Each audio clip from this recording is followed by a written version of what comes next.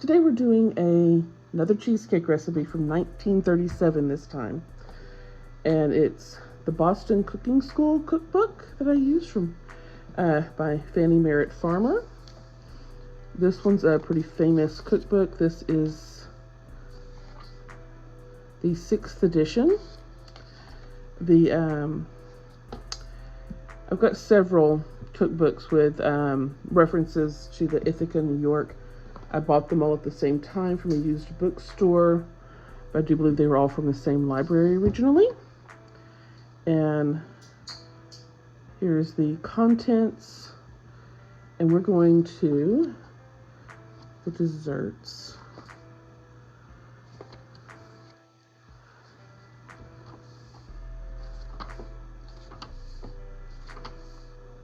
Here. So they've got these photographs all throughout the book and some handwritten recipes in here. I need to try some of these out.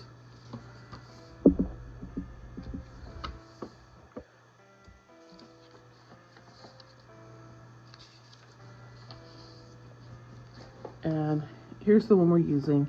It's the German cheese pie or cheesecake.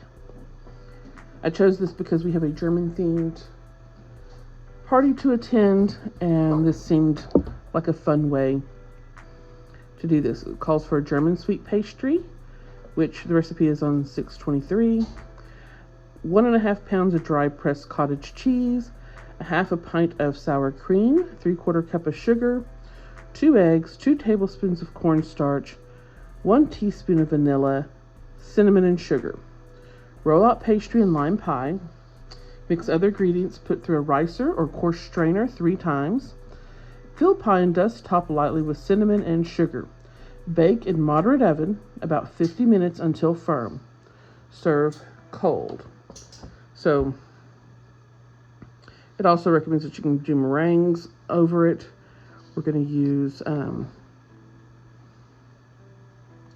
this pastry on 623. The German sweet pastry is 2.5 cups of pastry flour, 1 egg, 2/3 cup butter, 2 tablespoons of sugar or less, water, vinegar, or rum to moisten, about 2 tablespoons. As this is an event with children, I chose the apple cider vinegar, and then a few grains of salt.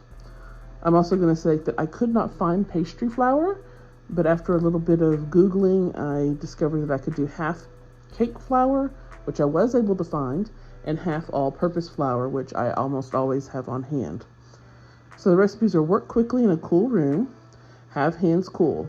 Sift the flour into a mound on molding board, break egg into center of flour, cut butter in pieces over the surface.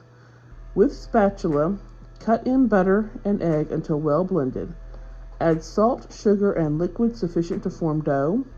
Knead for 5 minutes or until smooth. Cover with a bowl and allow to stand for 1 to 2 hours before rolling out. Bake in hot oven at 400 degrees. So this is the ingredients for the pastry. I couldn't find pastry flour, so I did a mix of half cake flour and half all-purpose. And for the liquid, I went with the apple cider vinegar, since we were taking this to a kids event. Didn't think the rum was a good choice.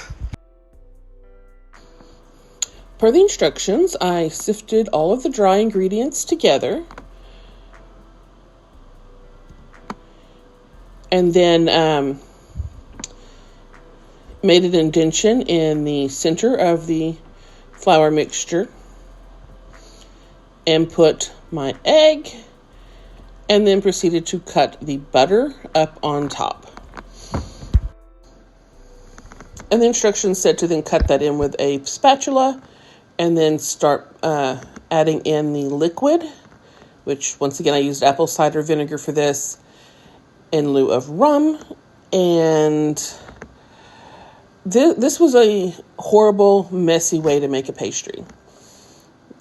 Going forward, I would so do this in my KitchenAid mixer with the pastry knife. And then it was to set it aside to let it rest for 2 hours. So while the pastry was resting covered for 2 hours, I started to press the cottage cheese. So I'm using one of my milk bags. If you don't have that, cheesecloth works. And I just set one of my lids for my small mixing bowls and then put a bowl on top. And then this is the ingredients for the filling.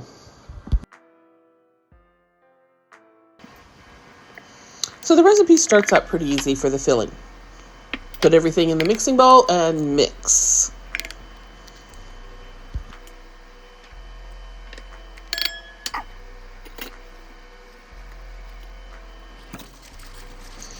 Please note the cottage cheese is now dry as it has been strained and pressed, and actually saved the whey to use for something else later.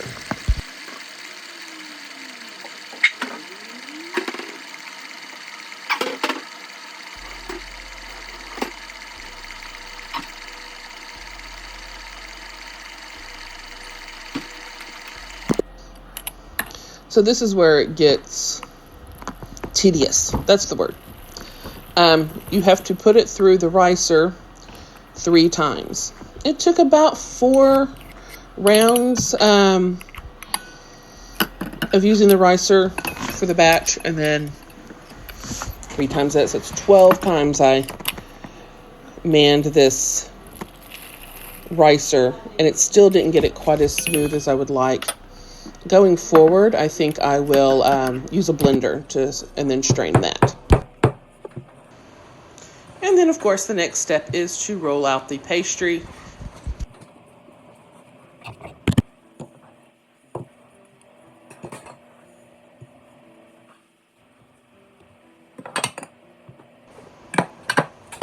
This was such a crumbly crust, I finally just started pressing it into the pie pan and then poured the batter in. As you can see, it's still not as smooth as I would like. I really think a good blender would be much more effective than a mixer for this.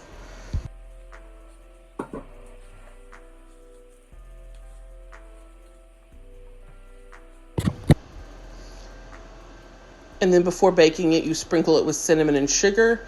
I use this jar I got from Penzeys. I love Penzeys. This came in a popcorn gift box I'd gotten. Normally I would keep a cinnamon sugar mixture in a jar, but I seem to have used it all, and this was convenient. And as you can see, this made a beautiful cheesecake that we took to a German-themed party. One of them is, their son is. How is it? Good. Does it seem like regular cheesecake? No. What's it taste like? Lumpy cheesecake. It tastes